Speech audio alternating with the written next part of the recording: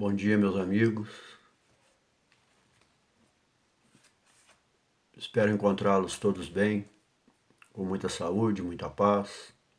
Que todos tenham um domingo de muita harmonia, união.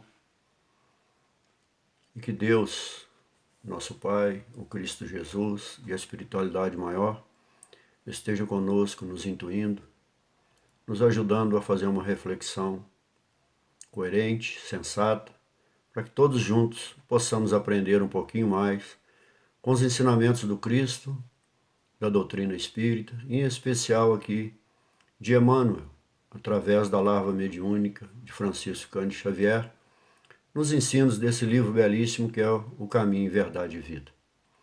Hoje Emmanuel, na lição 16, que nós vamos comentar hoje, Emmanuel vai fazer uma reflexão do Evangelho de João, capítulo 1, versículo 23, onde a narrativa se refere a João Batista, o precursor, aquele que veio anunciar a vinda do Cristo. Então diz assim no versículo: endireitai o caminho do Senhor, como disse o profeta Isaías.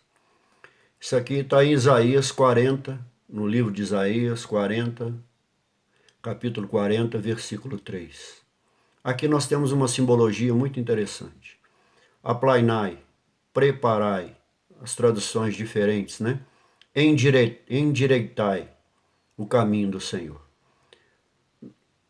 Pouco antes da libertação do cativeiro da Babilônia, era tradição naquela região e continuou por muitos séculos à frente, as estradas dos campos, o que nós conhecemos hoje como estradas vicinais, elas eram muito acidentadas, cheias de pedras, declives, inclinações, e os camponeses, os agricultores, também os pastores, quando ia passar uma comitiva de nobres, ou dos imperadores, ou daqueles que dominavam aquele determinado setor, não é?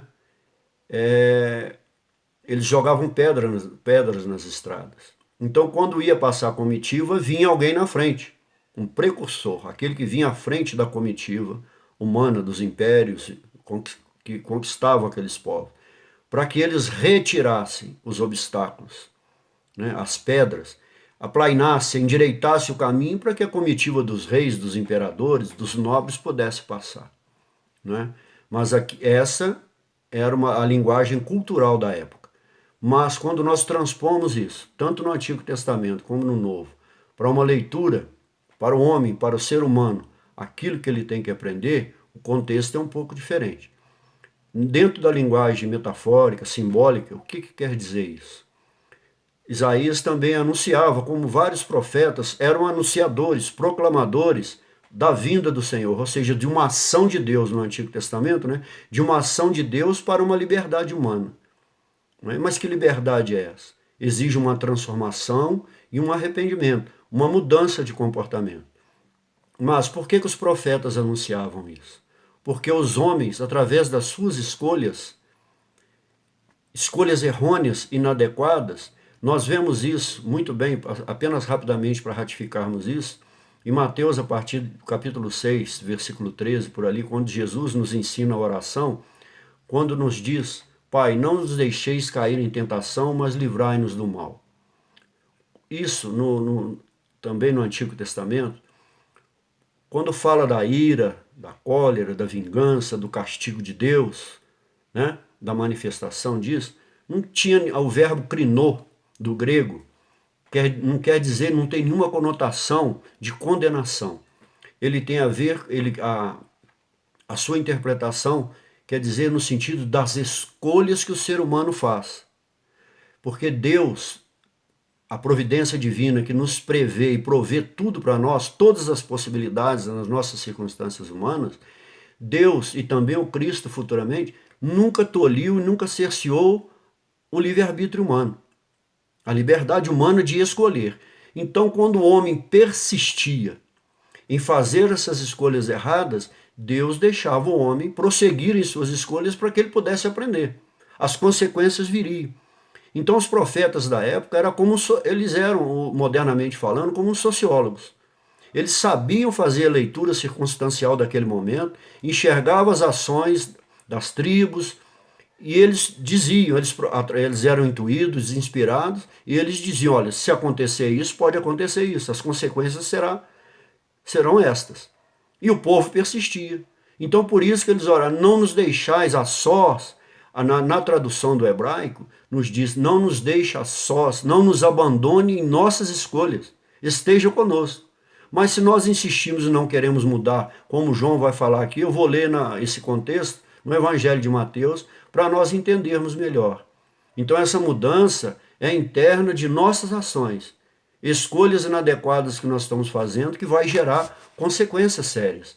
Então no Evangelho de Mateus, no capítulo 3, né, a partir do versículo 1, diz assim o evangelista Mateus, João Batista que está dizendo, né? Por este tempo, olha, porque sempre o tempo é o tempo propício de Deus e daquilo, de tudo que nós estamos envolvidos, não é? Por esse tempo apresentou-se João Batista no deserto da Judéia proclamando. Deserto nós vamos falar já já essa questão, não é? Proclamando, ou seja, era a sua missão essa, proclamar, anunciar agora o Messias, assim como os profetas anunciavam as ações de Deus nos momentos em que, no êxodo, na errância do povo judeu, até chegar em Jerusalém, quantas agruras e dificuldades eles passaram, não por castigo de Deus, mas por suas escolhas erradas e por não mudarem as suas opiniões, né? O seu modo de agir, a sua conduta. Então ele diz, arrependei-vos, pois está próximo o reinado de Deus. Ou seja, arrependei-vos. Arrepender aqui, essa conotação aqui é de mudança que exige uma reforma. Reformar o caminho que eu estou trilhando. Não é? Quando no sentido literal, retira as pedras, aplana, nós estamos reformando algo que está danificado, não é? No sentido da estrada, do caminho que está cheio de obstáculos, de pedregulhos, de buracos. Então exige uma reforma, exige uma mudança daquele caminho, para que aquele caminho fique fácil de transitar. Mas aonde esse caminho realmente tem que ficar fácil? Não é? Está próximo o reinado de Deus. Olha, então não tem nada de um fim, não é o fim do reinado. Ou seja, agora o que está vindo anunciar é o reinado de uma vida fraterna, porque a fraternidade naquele caminho, pelas ações humanas, ela foi quebrada. Ela foi sintetizada, ela foi limitada aos vínculos da lei e do legalismo farisaico, judaico, né? Das escolhas errôneas. Né? É o que havia anunciado o profeta Isaías, como eu já falei antes. Uma voz clama no deserto, olha, ela clama, ela chama, ela suplica pelas nossas ações no deserto. Não é? Preparai o caminho para o Senhor, aplainai a sua estrada. Aplainai a sua estrada. O que no deserto? O deserto tem dois simbolismos. O deserto é aquele que simboliza a esterilidade, o endurecimento, o recrudescimento humano, o vazio. Mas o deserto também, nesse sentido vazio, é onde nós podemos estar a sós conosco mesmo, para que possamos refletir, introjetar, fazer uma retrospectiva de nossas ações, uma espécie de meditação, para que possamos encontrar a nós mesmos. Então é interessante o que Bezerra de Menezes nos fala, o que João vem anunciar. Deserto não quer dizer esterilidade, ou seja, o que é essa esterilidade? Ele é uma terra árida que não produz mais, ele não gera novos frutos, porque é uma terra que o plantio, a semente não gera frutos, não gera vida, porque a vida perdeu sentido conforme os homens estavam fazendo. Então, o que João Batista vem anunciar? Ele vem anunciar que com a chegada do Messias, que não é o Messias dos exércitos, que iria libertar os judeus do jugo romano, e a partir daí daria continuidade à mesma coisa, porque qual era a ideia deles? Eles passariam a ter a supremacia do mundo terreno. E todos os outros povos seriam seus servos, seus escravos. Não é esse o Cristo, não é esse a proposta de Jesus. Não é isso que o Jesus vem anunciar, que João Batista está anunciando a vinda de Jesus. Então ele vem anunciar uma nova fecundidade. Ele vem fecundar, simbolicamente o deserto, mas esse deserto é a nossa consciência, que se esvaziou da proposta de Deus, daquilo que Deus vem falando muito antes da chegada do Cristo, como o Cristo encarnado, Jesus de Nazaré.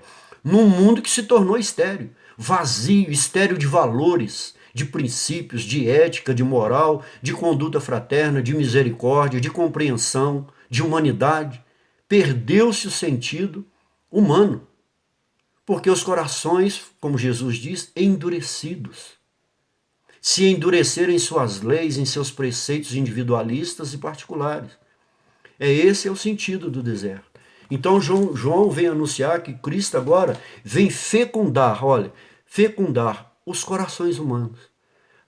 Fazer uma ressignificação, uma releitura para que os corações humanos se tornem fecundos de quê? De sentimentos um pelos outros.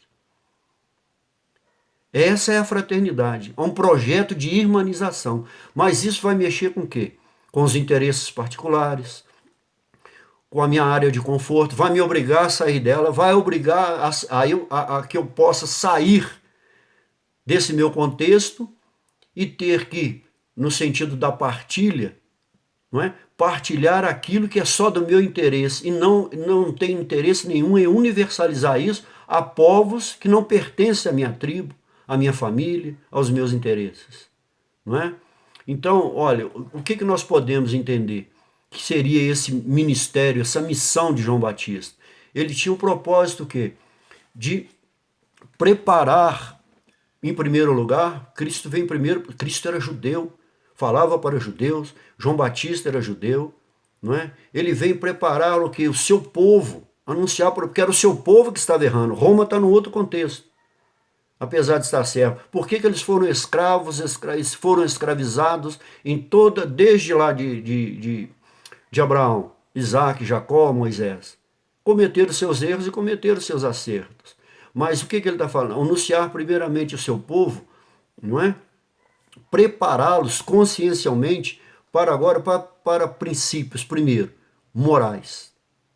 Uma relação adequada e não corrompida das leis e dos princípios de Deus.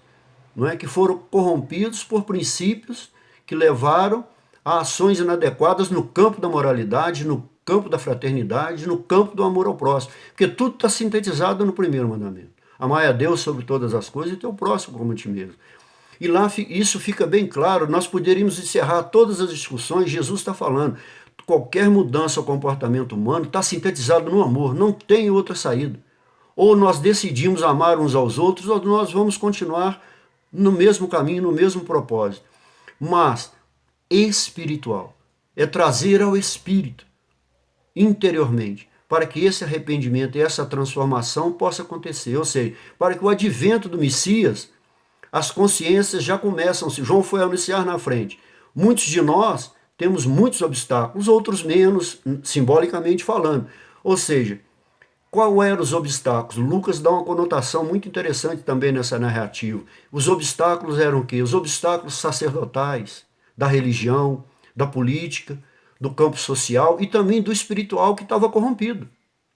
Fecharam o campo no sentido espiritualista e fecharam e circunscreveram em suas leis e seus princípios. Não é? Isso é interessante porque João, ele rompe literalmente, né, com a tradição legalista sacerdotal. E isso vai incomodar. Toda mudança, toda mudança não incomoda, não traz dificuldades. Então João, ele assume essa sua vocação para uma conversão agora para uma prática da justiça. Jesus sempre deixa claro, tudo começa por uma relação justa entre os seres humanos, comum a todos. Esse que é o problema de nós até hoje, como era deles. Tornar algo de bom comum a todos. Não, eu vou tornar isso privilégio para os meus seguidores, para aqueles que pertencem a mim. Ou seja, vivendo agora um acolhimento, um chamamento interno, um acolhimento agora mais recíproco, não é?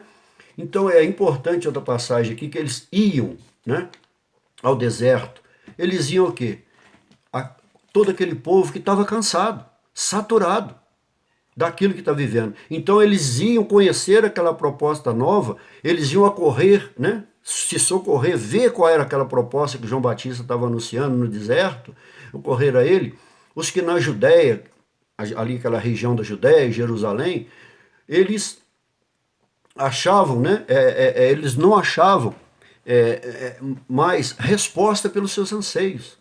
Como nós hoje estamos saturados de tudo, nós não encontramos mais resposta nas propostas humanas, no campo religioso, político, econômico, social, filosófico, nada. Está saturado os valores e os princípios que nós estamos vivendo. Precisamos mudar isso, como eles também. Eles procuraram, opa, chegou algo novo, né?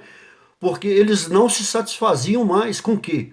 No sentido sacerdotal, no sentido religioso, com as liturgias sacerdotais, né? As liturgias penitenciais, os ritos de expiação do templo, ou seja, algo teria que mudar, porque aquilo não estava mudando o ser humano, não transformaram em nada. Eles caminharam e não progrediram, mas muito pouco. Progrediram no campo material, mas no campo espiritual estagnaram, porque se fecharam em si mesmo. Então o Cristo, esse novo reino celeste que se apresenta, ele vai se apresentar na pessoa de Jesus como? No Evangelho, nos seus ensinamentos. Ali eu me arrependo, me transformo e com essa pedagogia do Cristo, a pedagogia do amor, da fraternidade, nós vamos nos transformando. Ali está o alicerce, ali está um compêndio perfeito, pedagógico, para que nós possamos mudar. Não é? Então, que obstáculos que João Batista está anunciando que nós devemos remover? São as pedras do caminho no sentido literal? Não, são os obstáculos internos, não é? Para que a boa nova possa penetrar aonde? Em nossos corações e em nossos sentimentos. É isso que João anuncia antes que Jesus inicie a sua tarefa, literalmente no sentido falando. Quanto antes nós nos libertarmos, tirar esses obstáculos de dentro de nós, quando o projeto crístico para a humanidade chegar, nós temos menos obstáculos. Nós já conseguimos abrir mão de algumas coisas e aí a mensagem de Jesus vai penetrar com mais força.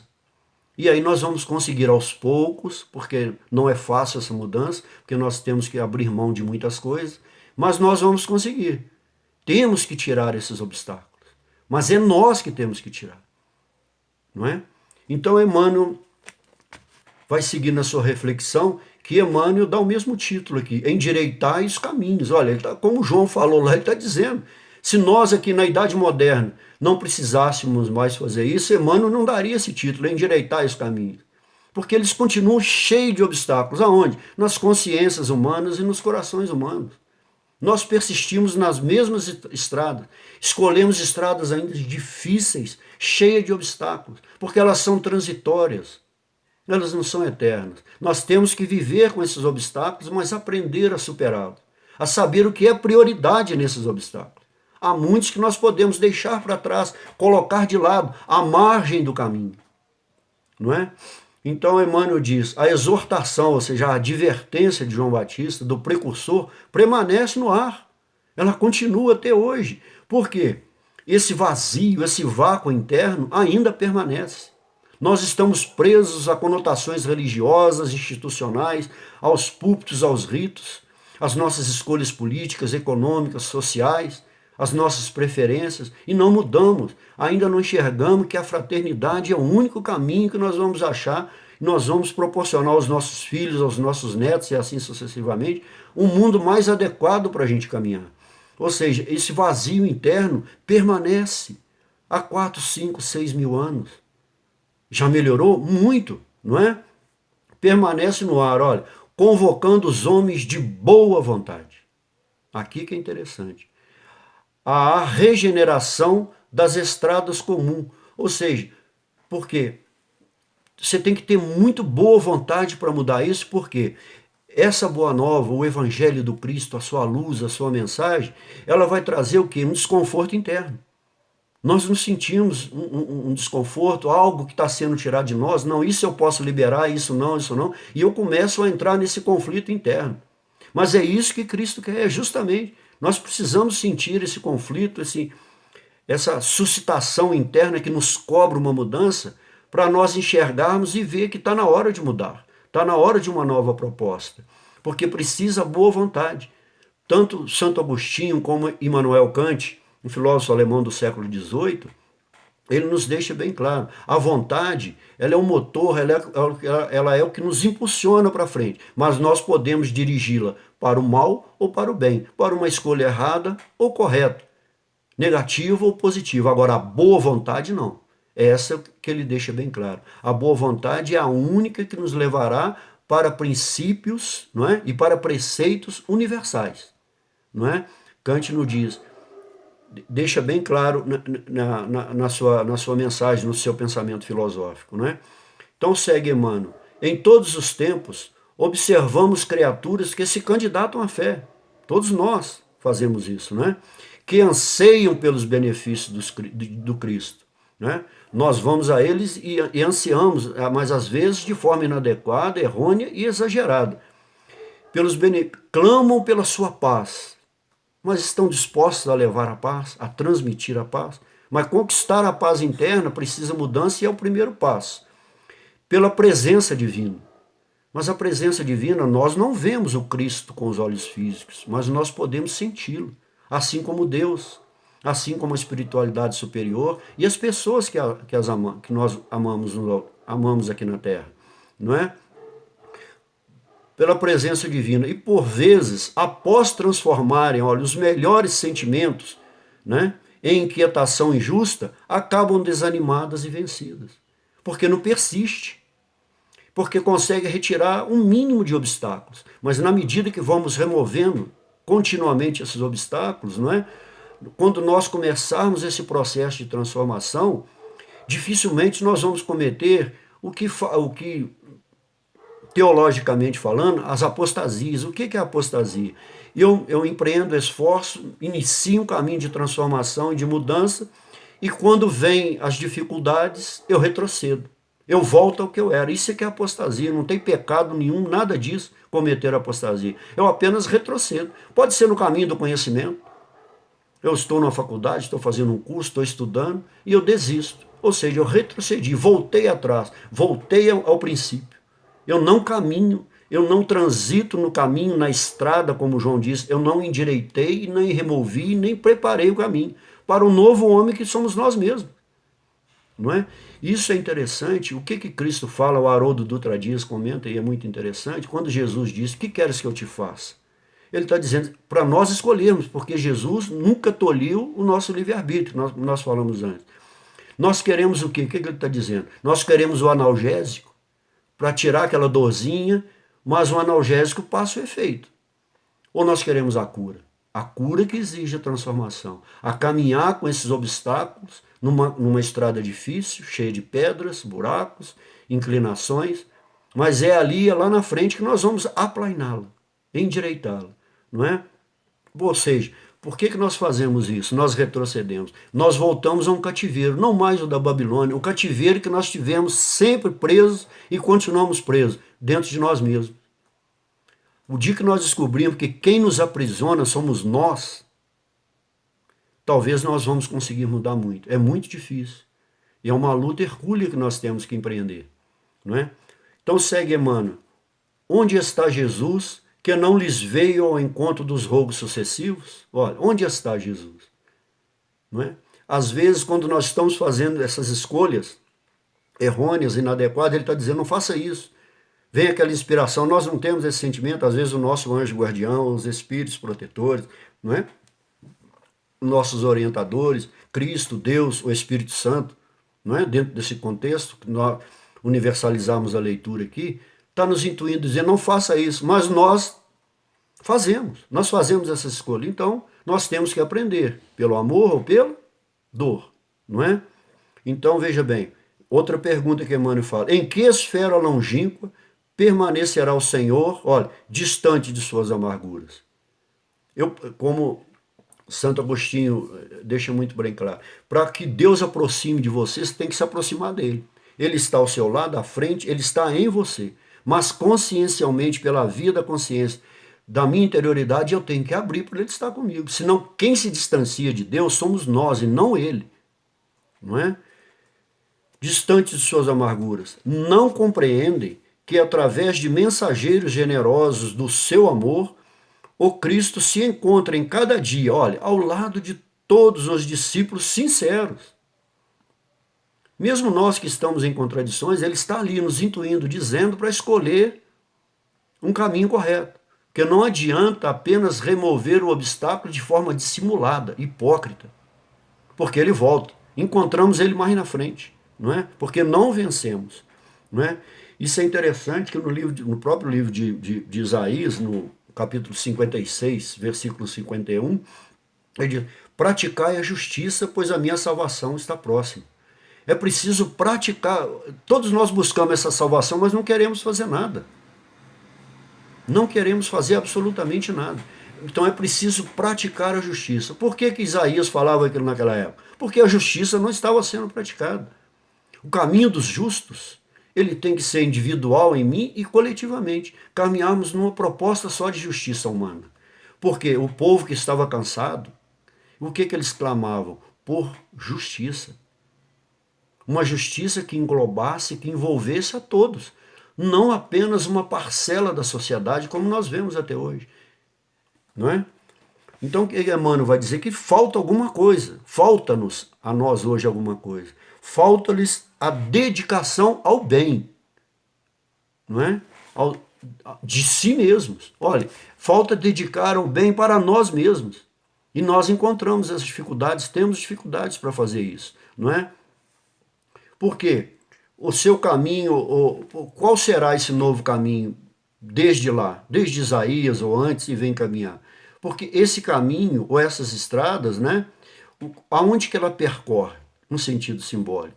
As consciências humanas, os pensamentos, os sentimentos. Esse trânsito agora sempre foi e sempre será dentro de nós. Aí nós vamos conseguir aplainar os caminhos externos, tornar mais fáceis a nossa caminhada aqui na humanidade.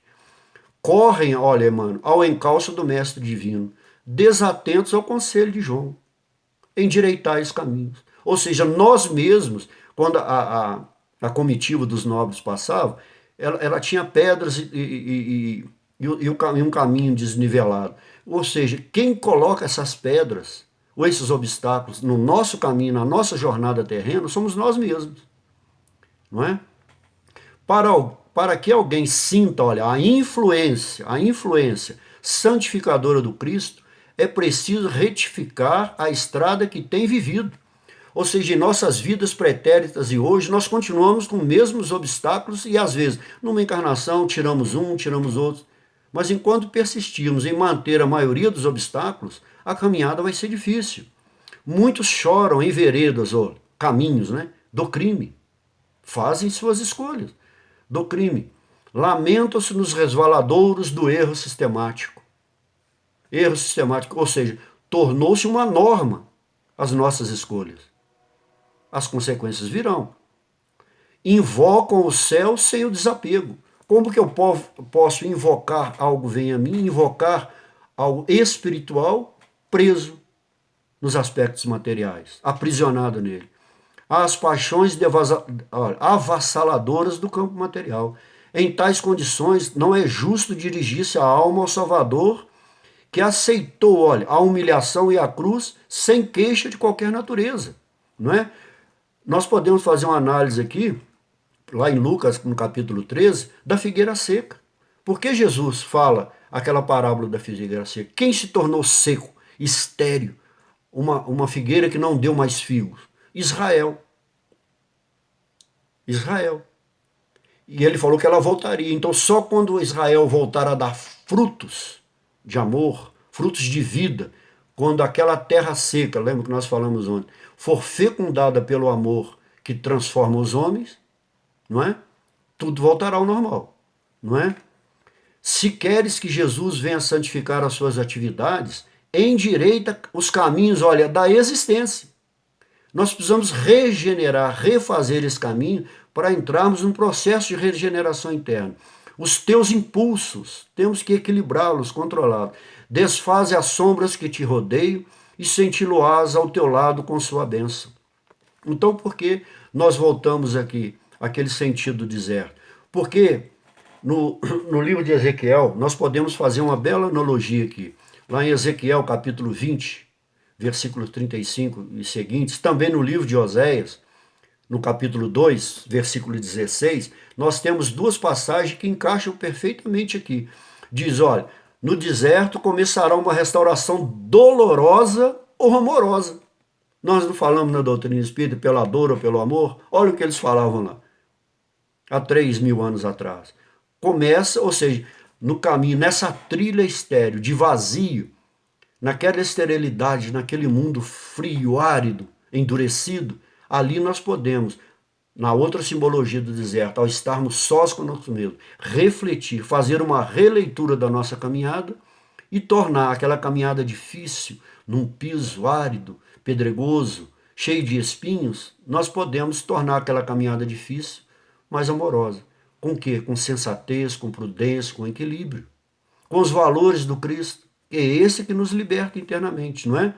Ou seja, Deus, o Cristo, sempre procura restaurar esses caminhos dentro de nós, em nossas consciências, ou seja, unificar, para que nós possamos fazer escolhas corretas. Então, João fica muito bem claro o que diz Hermes Menezes, ele fala, ele vem anunciar essa fecundidade, não é? Ou seja, num mundo que se tornou estéril, endurecido, os corações, como Cristo falou. Porque Jesus disse, corações endurecidos, ali haverá pranto e ranger de dentes. Então, a opção é nossa. Vamos trilhar esse caminho, removendo os obstáculos que nos prendem interiormente, não é? Dessa esterilidade, desse vazio de nós, ou vamos fecundar o nosso coração, o nosso íntimo, com o amor do Cristo para nos transformarmos. Ou seja, para esse encontro conosco mesmo, uma introspecção ante a nossa esterilidade. A nossa esterilidade de ter dificuldades imensas em primeiro, o arrependimento propõe um reconhecer-se, um reentendimento do nosso caminho e do nosso trilhar. É essa a proposta, é essa a lição, é esse o ensinamento que o Cristo, que os profetas, que todos, em todos os povos, em todas as culturas, tem homens que nos ensinam a trilhar melhor esse caminho, removendo as dificuldades que realmente, nesse trânsito da vida, causam dificuldades. Todos eles apontam, essas pedras, essas dificuldades estão em nós.